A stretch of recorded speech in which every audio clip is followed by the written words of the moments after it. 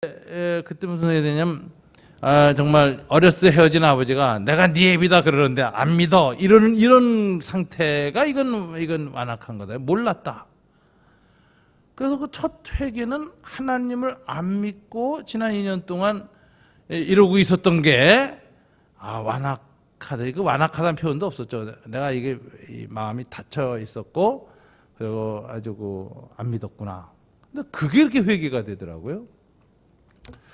그 후로 제가 지금까지 이제 그 나중에 신학도 공부하고 다 해서 이제 목사가 됐고, 청년 시절에 예수를 합니다 안 믿었기 때문에 고등부, 청년부 경험을 한 번도 없는데 지금까지 청년 사역자로 살았어요. 제가 지금 예수 믿고 나서 지금 이제 제가 한국 나이로 만 60이니까 몇 년입니까? 지금 30몇 년을 대학생 사역자로 살았고, 지금도 저는 스스로 영광스럽다고 생각합니다. 대학생들이 투표를 이렇게 하면은 초청하고 싶은 설교자 1, 2 안에 들어가요. 20대들이 불러요. 이건 굉장히 그 커뮤니케이션이 젊은 세대 가능하다는 게 굉장히 저입니다. 제가 참 학생 사역하는 걸 영광으로 여기고 이렇게 사역을 했는데 참 신기하죠. 예수 믿고 젊은 시절에 신앙적 고민을 한 번도 안 해본 사람이 예수 믿는 젊은이들한테 메신저가 된 거예요. 하나님 참 얄궂게 이제 사용하세요. 근데 이제 그때부터 지금까지 신앙생활하면서 중간에 무슨 일이 생겼냐면은 교회를 다니다 보니까 예수님 받대는 사람이 이렇게 많은 거야. 기도하다 만났다 그러고 많은 거예요. 전 그럴 때마다 참 컴플렉스가 생겨요. 나는 참 예수님을 만나지는 못했다. 그때 이렇게 기도했는데도 내 기도 응답하고 나타나질 않았어요. 그래서 중간에는 가끔 철야 기도도 하고 산기도도 하면 주님 나타나달라고 소리도 지른 적도 많아요. 그런데 간간무소식이 지금까지 안 나타났어요. 컴플렉스가 많았는데 어느 날 성경을 읽다가 오늘 본문의 29절에서 제가 큰 깨달음을 받았습니다. 뭐라고 했는데 예수께서 이르시되 너는 나를 본고로 믿느냐? 보지 못하고 믿는 자들은 복되도다 하시니라. 제가 보니까 제가 베드로, 야고보, 요한, 도마보다 복된 사람이더라고. 그 사람들은 눈으로 보고 믿었잖아요. 나는 안 보고 믿었어. 누구 믿음이 더 좋은 믿음이야? 안 보고 믿는 게 더 좋은 믿음이죠. 주님이 그러셨거든. 보지 않고 믿는 자가 복되도다. 그들은 육신의 눈으로 보고 믿었어요. 부활하신 주님을. 사도 바울도. 저는 성령이 눈을 열어주셔서 본 거예요. 성령의 눈을 보고 믿은 거죠. 육신의 눈이 아니고. 누가 복 있는 자냐? 내가 복 있는 자다. 오늘 본문을 통해서 그걸 깨닫고 나니까 제가 안 보고 믿었다는 것이 하늘에서도 축복이다 라는 것이 딱 마음에 생기니까 그 다음부터 이제 주님 나타나달라 보여달라 이런 그 기도는 이제 안 하게 돼요. 안 보고 믿는 게 얼마나 큰 축복인가. 근데 주님이 오늘 이 얘기를 도마한테 하시면서 안 보고 믿는 방법을 얘기하십니다. 도마한테 너는 나를 봐서 믿지, 그러나 안 보고 믿는 자가 더 복되다. 그러면 안 보고 믿는다는 게 어떻게 가능하냐? 보고 믿은 사람은 예수님 당시에 사도들이고 그것도 부활하시고 나선 40일밖에 안 계셨어요. 40일 지나서 승천하신 다음엔 예수님을 보고 믿은 사람은 인류 역사 2000년 동안 아무도 없어요. 환상으로 본 건 예수님이 말한 여기에 속하지 않죠. 이거 육체의 눈으로 보는 건데 별로 없어요. 그러니까 대부분의 역사 2000년 동안에 보지 않고 믿는 축복을 누린 사람들이 굉장히 많았는데 어떻게 보지 않고 믿는 길을 주님이 복된 길을 열어주셨는가? 오늘 본문에 보니까 첫째가 공동체를 통하여서입니다. 오늘 여러분 24절에 보니까 12제자 중에 하나로서 디두모라 불리는 도마는 예수께서 오셨을 때 함께 있지 아니한지라, 강조가 함께 있지 아니하였다 있고요. 그 다음에 일주일 후 26절 여드를 지나서 제자들이 다시 집안에 있을 때 도마도 함께 있고, 이번엔 함께 있고가 강조되어 있어요. 일주일 사이인데 한 본문은 함께 있지 아니하였다, 한 본문은 함께 있었다. 이렇게 대조를 시킵니다. 그런데 이 차이가 나는데 이때는 주님이 도마에게 임하지 않으셨어요. 제자들과 함께 있지 않을 때는. 그런데 부활하신 주님이 제자들한테 나타났잖아요. 그러니까 제자들이 야 도마야 우리가 주님 봤다. 도마가 뭐라고 합니까? 야 니네가 환상 봤구나.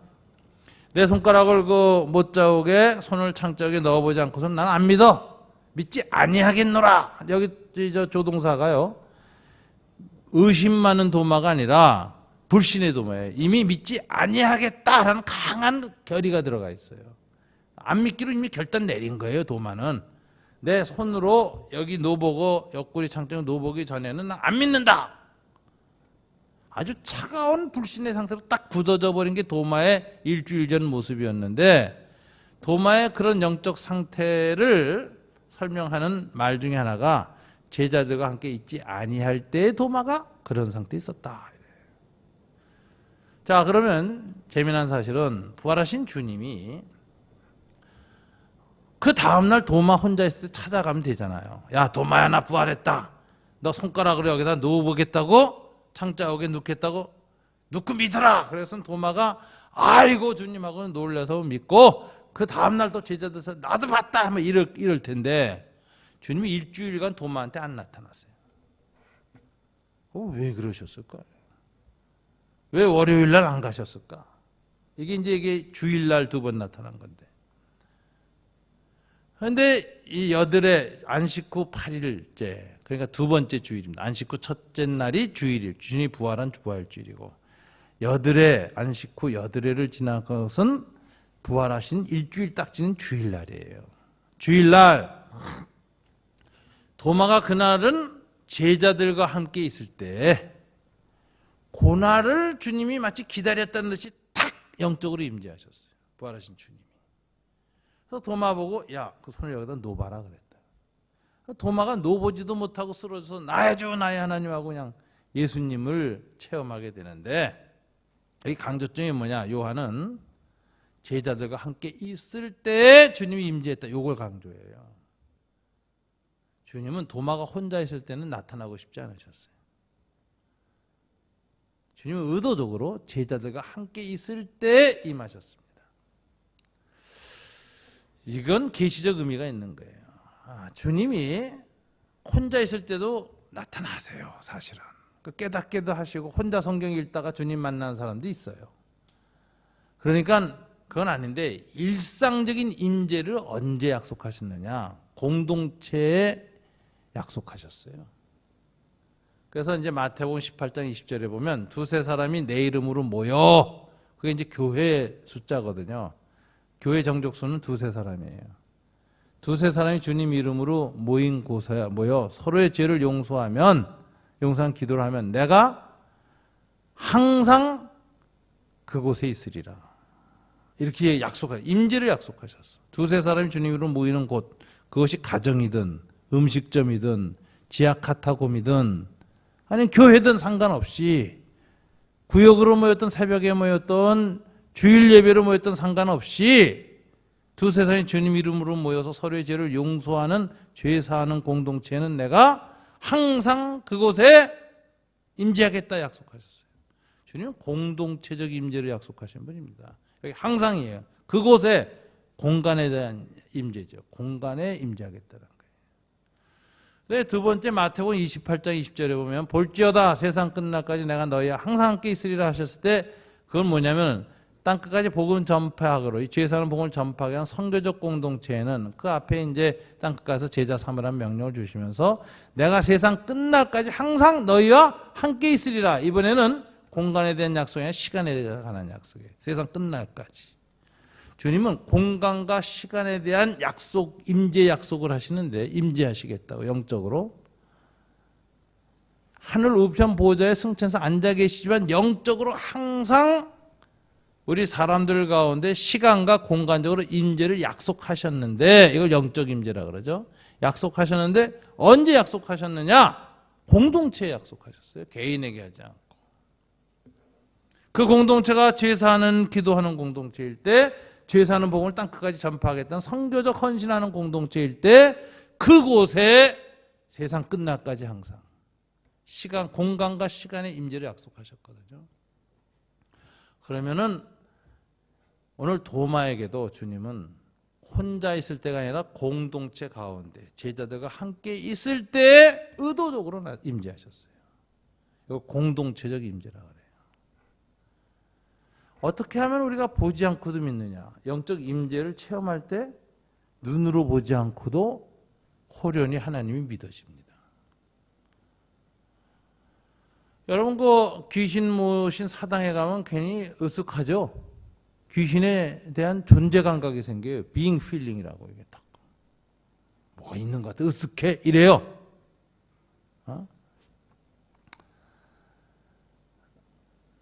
김진홍 목사님이 그저 빈민촌에서 이제 목회할 때인데 무당이 펄펄 짖고 이제 작두 탈라 그러는데 재미있겠다 싶어서 구경을 하는데 신이 안 내리는 거예요. 무당이 이게 이제 가짜 무당이 아니라 학습 무당이 아니라 내림 무당에서 아는 거예요. 신이 안 오니까 막 쩔쩔 먹어 별짓을 다 하더니 이러더라는 거예요. 여기 혹시 예수 믿는 사람 있냐고 좀 자리 좀 비켜달라고. 그러니까 동네 사람이 그 목사인 줄도 아니까 다 자기를 쳐다보니까 김진호 목사님이 아이고 비켜줘야 되겠다. 구경도 못하네. 그러고 이제 떠났어요. 떠난 다음에 귀신이 내려가지고요. 작두를 잘 샜답니다. 그 무당이. 그 다음날 이제 주일날 예배를 드리는데 한 사람이 새신자가 등록을 했더래요. 아유 선생님 어떻게 또 이 교회에 오셨습니까? 했더니 제가 암흑의 유명한 무당한테 가서 점을 쳤는데 당신은 예수 믿어야 산다 그래가지고 나 이리로 왔습니다. 이 교회 소개해 주더래. 거기 진짜 목사 있다고. 너무 고맙더래요. 그렇게 고마운 신령한 그 무당도 다 있나. 제가 그 진짜 귀신 들렸구만. 그러고 서로 아는 거죠 고속끼리. 근데 한 동네 살다 보니까 이제 마주쳤네 또. 그러니까 이제 김 목사님이 그랬더니 아이고 이 새신자를 보내줘서 참 고맙습니다. 그 무당이 뭐라고 대답하냐?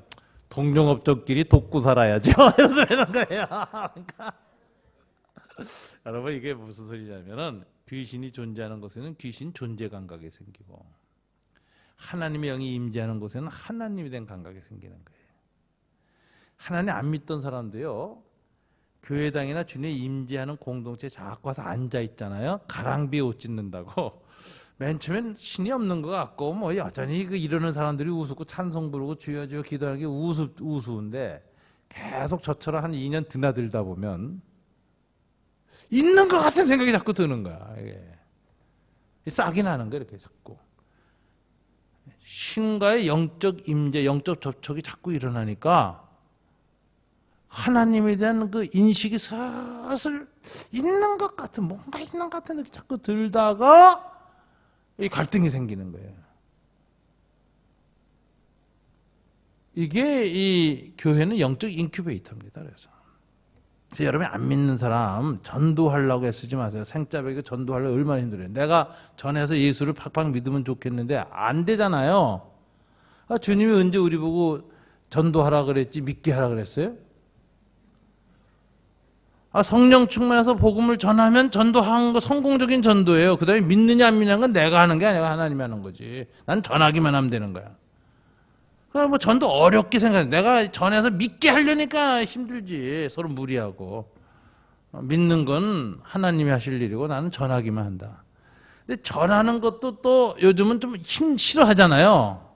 전하면. 그러면은 쉬운 게 있어요. 교회 데려오는 거예요. 그러니까 전도는 하지 말고 인도만이라도 하세요. 여기다 자주 데려서 앉혀놓는 거예요. 앉혀놓는 방법도 이제 여러 가지가 있잖아요. 자주 찾아가서 괜히 밥 사주고 물건 사주고 그러면 미안해서 한 번 저 사람 식구한테 하는데 내가 좀 가져야지 뭐 이럴 수도 있는 거고 하다못해 음식점 먹고 팁이라도 좀 자주 주다가 교회 안 다니는 사람한테 특별히 그러다 우리 언제 무슨 일인데 한번 우리 교회 올래요? 뭐 이렇게 하면서 자꾸 하다 보면 이제 관계가 생기고 이러다 보면 안 올 수가 없잖아요. 그래도 어쩌다 한번 오게. 어쨌든 그렇게 하든지 또는 하나님께서 이제 저 같은 사람은 딱 보니까 저는 머릿속에 지나는 대로 교만해가지고 이거 이론적으로 해가지고는 교회에 나오기 힘드니까 안목에 정욕이 있는 놈이니까 여자 하나 이렇게 세워가지고 이쁘지도 않은데 여기다 이제 도파민을 탁 터뜨려가지고 그냥 콩깍지가 씌어가지고 그냥 나오게 하자. 그래서 하나님이 저 같은 사람은 조금 치사하시게 우회로 해가지고 여인계로 끌어들였거든요. 어쨌든 간에 가서 오래 앉아 있다 보니까 영적인 감각이 일어나기 시작한 거예요. 자꾸 하나님이 임재하는 곳에 있는 것 같은 생각이 자꾸 들고, 전에는 고민 안 했다니까. 예수가 있든 없든 나하고 무슨 상관이에요. 근데 교회를 잡고 나니까 있나? 있는 것 같기도 하고, 근데 그게 괴롭기 시작하더라고요.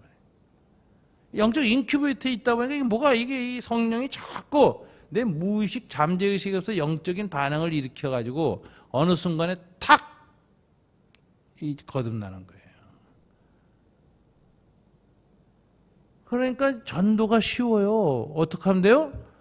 주님이 있는 곳에 데리고만 오면 돼. 무당 출신이 오면 잘합니다. 그 신 있구나, 여기 성신이 있구나.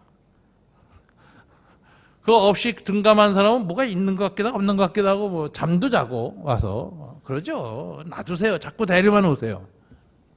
자주 드나들다 보면 어느 날 때가 되면 탁 영적 반응이 일어납니다.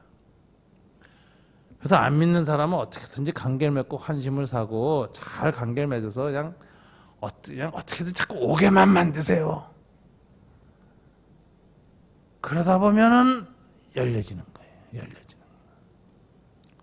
그래서 제가 주님을 뭐 눈으로 보거나 무슨 부활하신 주님을 뭐 길에서 만나서 쓰러져 가지고 예수 믿은 사람이 아니고 지금까지 못 봤는데도 아주 잘 믿고 있어요. 성령의 임재. 근데 주님이 이렇게 보지 않고 믿게 하기 위해서 영적으로 임재는 공동체를 준비하신 거예요. 교회라나. 그래서 2000년 동안 교회 안에서 예수 믿는 사람이 나왔어요. 교회 바깥에서 나온 적이 없어요.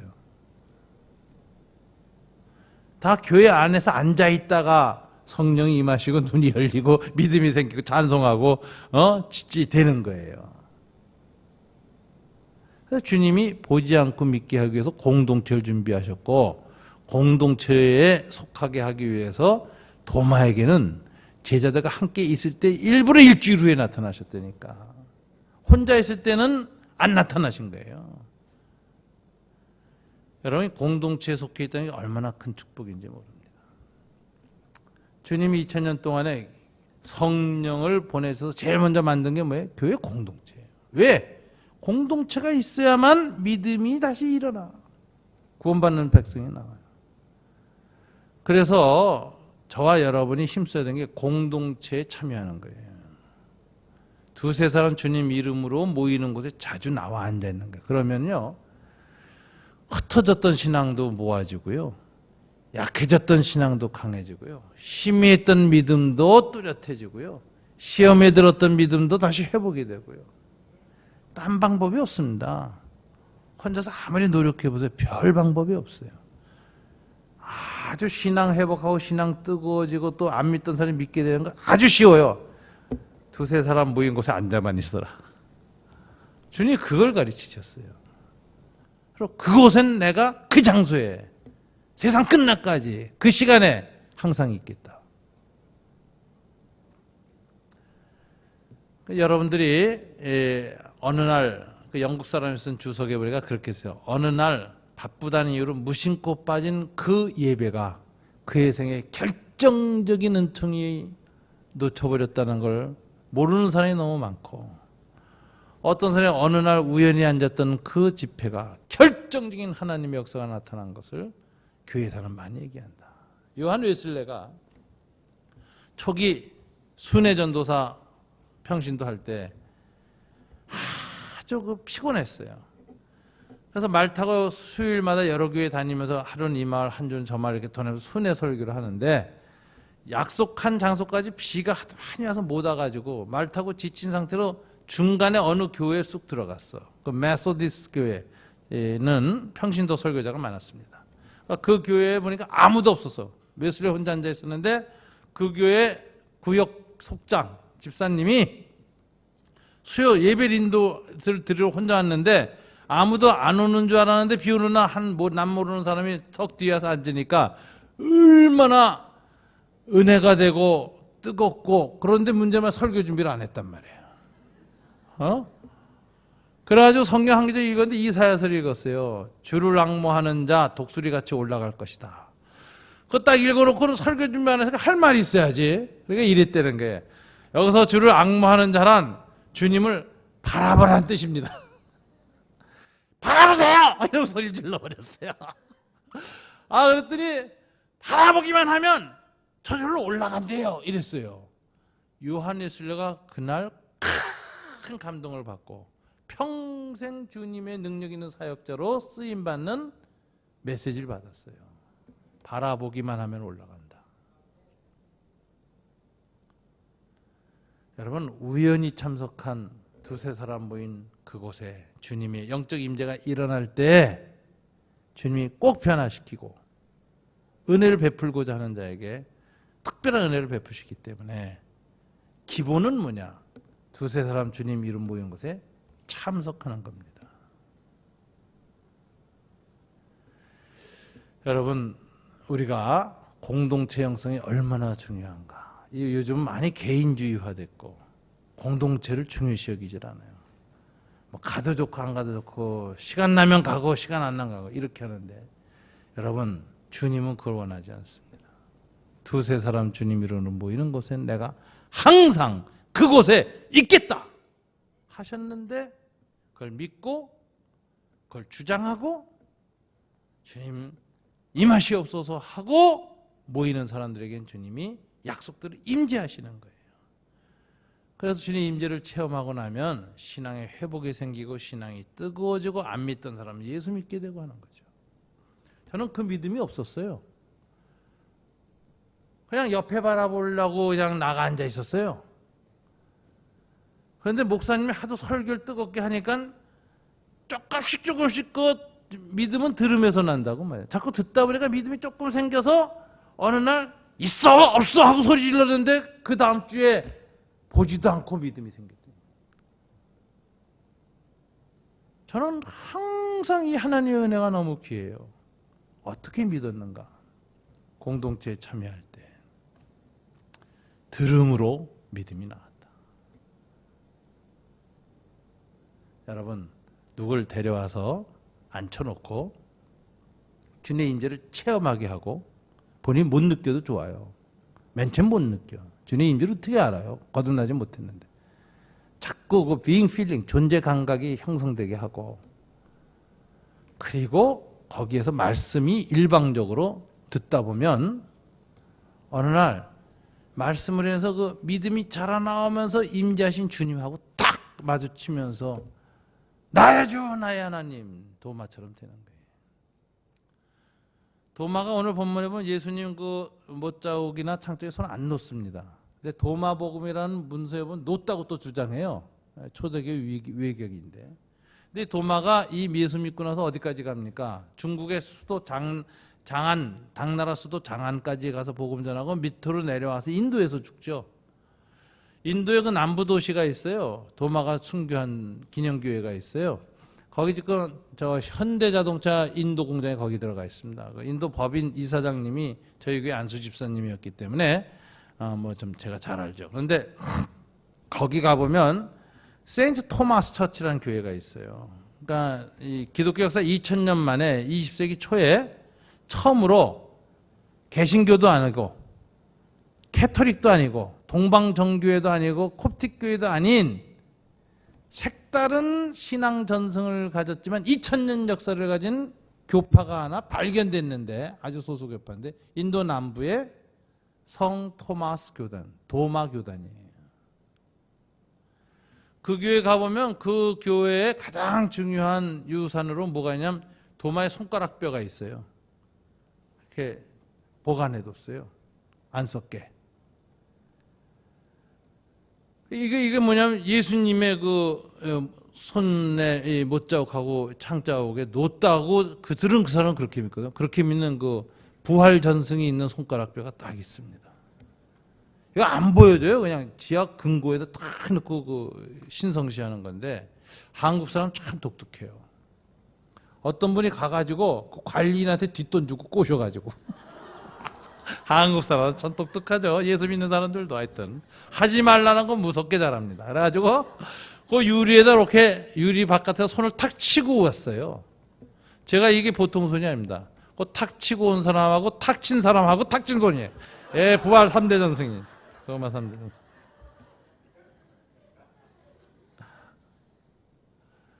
여러분, 도마가 이렇게 믿었는데 너는 나를 본고로 믿느냐? 이 도마보다 더 복된 믿음은 저와 여러분이에요.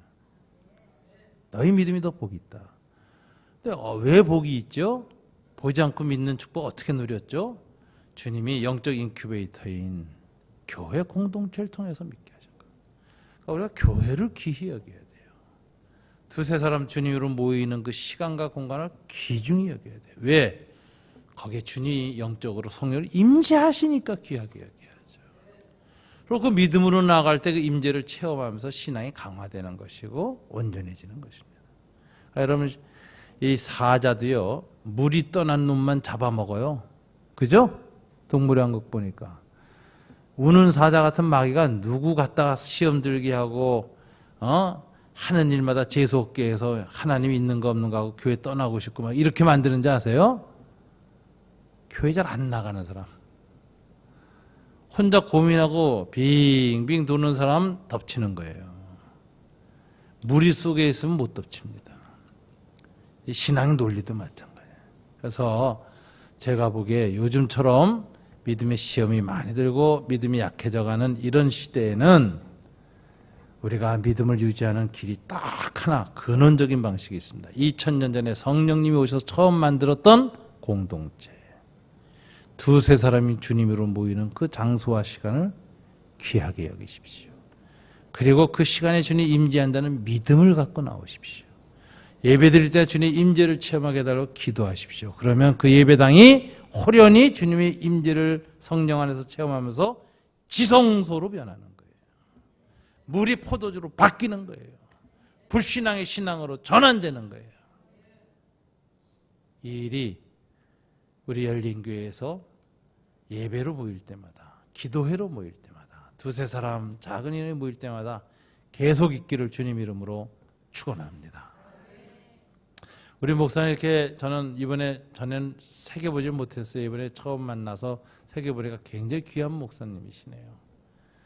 외부에 수많은 강사들이 집회마다 오고 대한민국 유명한 목사님 다 왔다 가시잖아요. 이 강사들은요, 가서 설교를 할 때 말하자면 보양탕입니다. 자기 설교 중에 가장 엑기스만 모아서 몇 번 하고 가는 거예요. 그러니까 삼계탕, 보신탕 이거 잡수신 거예요. 그거는 어쩌다 힘 빠졌고 입맛 사라졌을 때 잠깐 돌아오게 하는데 도움이 돼요. 근데 진짜 건강해지는 건 엄마의 가정식 백반입니다. 자기 식구 체질 알고 문제하고 뭐 먹어야 입맛이 돌아올지 알고 그때 가서 해주는 이 정말 말씀이 최고입니다.